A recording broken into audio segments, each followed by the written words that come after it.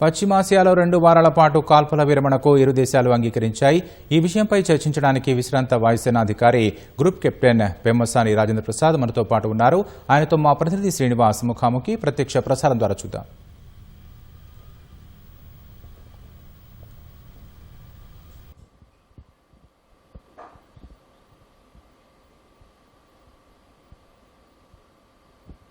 Iran America యుద్ధంపై కాల్పుల విరమణ ప్రకటించింది. అమెరికా కాల్పుల విరమణ ప్రకటించింది. అయితే ఇందుకు సంబంధించి తదుపరి అంశాలు ఏ విధంగా ఉండబోతున్నాయని తెలుసుకోవడానికి మనతో పాటు విశ్రాంత వాయుసేన అధికారి అదేవిధంగా గ్రూప్ కెప్టెన్ పెమ్మసాని రాజేంద్ర ప్రసాద్ ఉన్నారు. ఆయన అడిగి మరిన్ని వివరాలు తెలుసుకుందాం. మొత్తంగా ఈ కాల్పుల విరమణని ఏ విధంగా చూడొచ్చు అంటారు? అమెరికా అధ్యక్షుడు డొనాల్డ్ ట్రంప్ విధించినటువంటి గడువు ఈరోజు తెల్లవారుజాము 5:30కి ముగిసిపోయింది. ఆ గడువు విధించిన అప్పుడు అమెరికా అధ్యక్షుడు ఏమన్నాడంటే, మీరు కానీ మా మాట వినకపోతే మీరు ఈ ప్రపంచంలోనే మీరు చూడనటువంటి వినాశనాన్ని చూస్తారు, మీ అంతం మేము చూస్తామని చెప్పేసి వార్నింగ్ ఇచ్చాడు. అలాగే వైస్ ప్రెసిడెంట్ కూడా వాళ్ళ దేశానికి మేము ఎప్పుడు వాడినటువంటి టూల్ కిట్స్ వాడి మిమ్మల్ని నాశనం చేస్తామని చెప్పాడు. మీ యొక్క నాగరికతను పూర్తిగా ధ్వంసం చేస్తామని ట్రంప్ అంటంతో ఇరాన్ కూడా దానికి ప్రతిగా స్పందించకుండా, దానికి ఒప్పుకోకుండా మమ్మల్ని ఎవరూ ఏం చేయలేరు, మమ్మల్ని మేము మీతో పోరాడతామని వాళ్ళ సంధికి ససేమి అన్నారు. అలాగే అమెరికా నియమించినటువంటి పాకిస్తాను, తర్వాత ఈజిప్టు ద్వారా జరిపినటువంటి మధ్యవర్తిత్వం కూడా అది ఫెయిల్ అయిపోయింది. వాళ్ళ ద్వారా పంపించినటువంటి 45 రోజుల కాల్పుల విరమణని ఇరాన్ను అంగీకరించలేదు. అదేవిధంగా మీ వైపు నుంచి పూర్తిగా ఇరాన్ ఏమంటుందంటే, మీరు మా మీద ఎప్పుడు దాడి చేయరు అని మీరు ఒప్పుకోవాలి. అలాగే మీరు చేసినటువంటి జన నష్టము, ప్రాణ నష్టానికి ప్రతిఫలం మాకు చెల్లించాలి. అలాగే మా మీద ఆంక్షలు విధించడం మీరు ఎత్తివేయాలి అని కండిషన్స్ ఇరాన్ పెట్టింది. ఇట్లాంటి సందిగ్ధ పరిస్థితుల్లో యుద్ధం ఎప్పుడు ఆగిపోతుందా అని అందరికంటే ప్రపంచంలో ఉన్న అన్ని దేశాలు ఎదురు చూస్తూ ఉన్నాయి. ఎందుకంటే ఇది మొదలుపెట్టిన రోజులే ఫిబ్రవరి 25న అమెరికా, ఇజ్రాయెల్ కలిపి ఒక స్కూల్ మీద మినాబ్ అనే పట్టణంలో ఉన్న తయాబా ఎలిమెంటరీ గర్ల్స్ స్కూల్ మీద దాడి చేసి 170 మంది చిన్న పిల్లల్ని చంపివేయటం బాధాకరమైన విషయం. అలాగే దీనికి కారణం కూడా ఇజ్రాయెల్, అమెరికా ఏం చూస్తుందంటే, అక్టోబర్ 7, 2023న వాళ్ళ పండగ జరుపుకున్న రోజుల్లో ఇజ్రాయెల్లో ఇరాన్ ప్రేరేపిత హమాస్ తీవ్రవాదులు దాడి చేసి నిర్దాక్షిణ్యంగా 1200 మంది ఆడవారిని, పిల్లల్ని చంపివేయటం, దానికి కారణంగానే ప్రతిచర్యగానే మేము యుద్ధాన్ని ప్రకటించాము అని వాళ్ళు ఇరువురు చెప్పుకొస్తున్నారు. ఏది ఏమైనా కానీ ఈ యుద్ధం వలన ప్రపంచంలోని అన్ని దేశాలకు నష్టం జరుగుతుంది, తీవ్రమైన నష్టం. దీని ద్వారా ఇప్పటికే అమెరికా నుంచి యూరప్ వరకు అన్ని దేశాలు వాటి యొక్క ఆర్థిక వ్యవస్థలు 10 నుంచి 15% వరకు దెబ్బతిన్నాయి. పెట్రోల్ రేట్లు పెరిగిపోయినాయి. అంతర్జాతీయ విమాన ప్రయాణాలు అయితే మీకు చెప్పనవసరం లేదు, ఆల్మోస్ట్ రెట్టింపు అయిపోయినాయి. దానికి తోడు చిన్న దేశాలన్నీ నలిగిపోతున్నాయి. ఈ విధంగా మన దేశానికి కూడా ఇంపాక్ట్ ఇప్పటివరకు కొంతవరకు మనకి పెట్రోల్ మీద, డీజిల్ మీద మన ప్రభుత్వం తీసుకున్న పటిష్ట చర్యల వల్ల పెరగపోయినా మున్ముందు ఇంకా ఇలాగ సాగితే కొన్ని నెలలు మనకు కూడా ఈ పెట్రోల్ రంగం అంటే ముఖ్యంగా మనకి ఆయిల్ మనము డిపెండ్ అవుతున్నాం ఇతర దేశాల నుంచి. అలాగే గ్యాస్ కూడా మనము 40% మాత్రమే మన దేశంలో ఉంది, మనకి 60% మనం ఇంపోర్ట్ చేసుకుంటున్నాము. అలాగే మన ఎరువులు, ముఖ్యంగా రైతులకు సంబంధించిన ఎరువులు మనకు ముఖ్యంగా అటు నుంచి వస్తాయి, పశ్చిమాసియా నుంచి. సో మన వ్యవసాయం కూడా ఇంపాక్ట్ పడుతుంది. సో ఈ విధం ఎంత త్వరగా ముగుస్తుందని మనం అనుకుంటున్నా కానీ రెండు వైపుల నుంచి కూడా ఏ విధమైన పాజిటివ్ సంకేతాలు మనకేం కనిపించట్లేదు.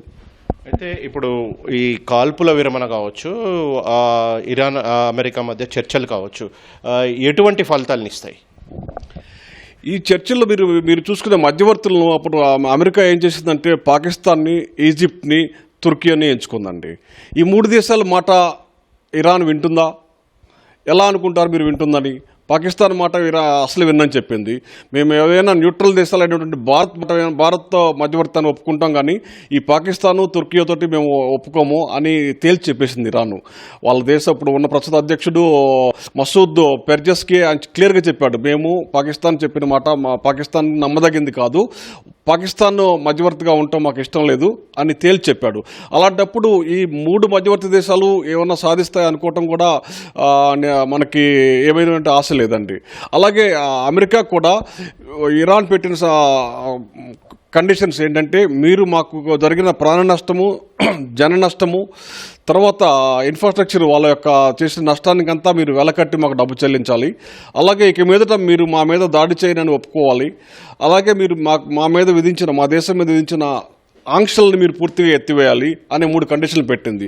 దానికి కూడా అమెరికా ఏమాత్రం ముందుకు రావట్లేదు. ఇలాంటి పరిస్థితుల్లో అమెరికా అధ్యక్షుడు మీ నాగరికతను మేము పూర్తిగా నాశనం చేస్తాము అని బెదిరించడము, అలాగే వాళ్ళ వైస్ ప్రెసిడెంట్ మేము ఇప్పటివరకు ఉపయోగించిన టూల్ కిట్, అంటే అది ఏమన్నా న్యూక్లియర్ అనుకొని అందరూ భయభ్రాంతులు చెందుతుంటే వైట్ హౌస్ ఈరోజే ఇచ్చింది అది న్యూక్లియర్ అటాక్ కాదని.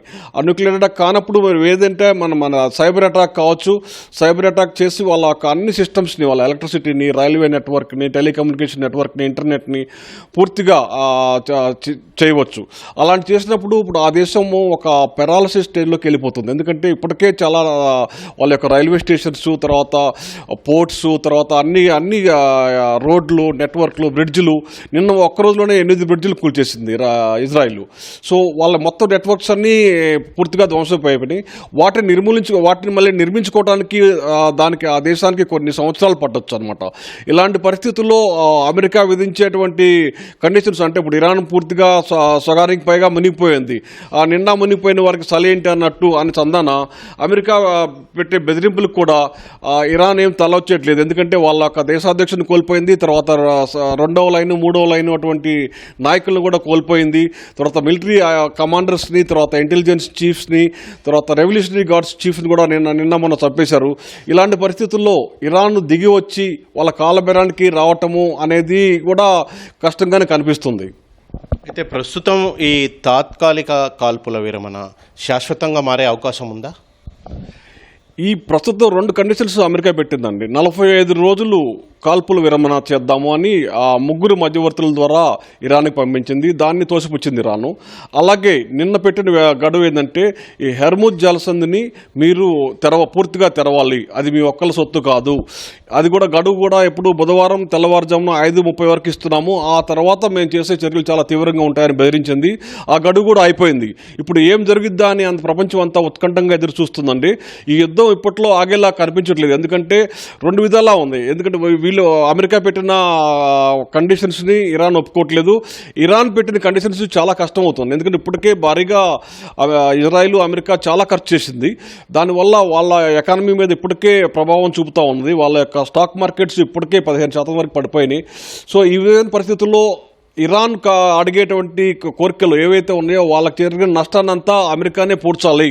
ఆ బిల్డింగ్స్, తర్వాత అవి ప్రాణ నష్టం కూడా ఒక్కొక్క మనిషికి ఎంతమంది చనిపోయారో వాళ్ళందరికీ ఇంటర్నేషనల్ మన యుఎన్ కండిషన్స్ ప్రకారం మీరు డబ్బులు చెల్లించాలి అనేటువంటి పెట్టింది.